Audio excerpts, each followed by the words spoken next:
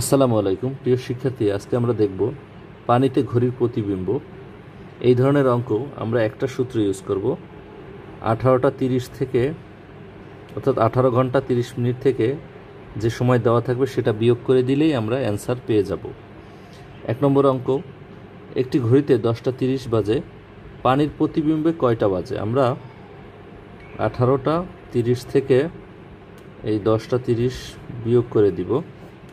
30 minute থেকে 30 minute বিয়োগ করে দিলে 0 মিনিট থাকছে, আর 18 থেকে 10 বিয়োগ করে দিলে 8 থাকছে, অর্থাৎ 8টা।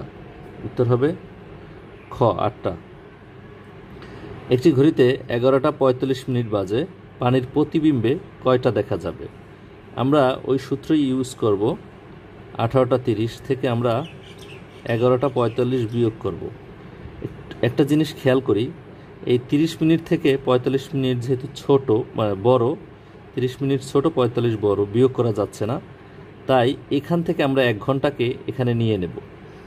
এখান থেকে 1 কমিয়ে আমরা 18কে 17 লিখব, এবং এই 1 ঘন্টা এখানে নিয়ে 30কে আমরা 1 ঘন্টা মানে 60 মিনিট, 30-এর সাথে আরও 60 যোগ হবে, তাহলে 90 হবে।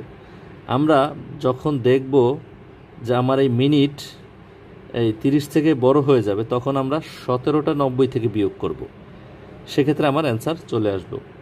আমি আবারও বলছি বোঝার জন্য, যখন এই মিনিট 30 থেকে বড় হয়ে যাবে তখন আমরা এই সূত্র ব্যবহার করব, 17টা 90। আর যখন 30-এর থেকে ছোট থাকবে বা 30-এর সমান থাকবে মিনিট, তখন 18টা 30 ইউজ করব।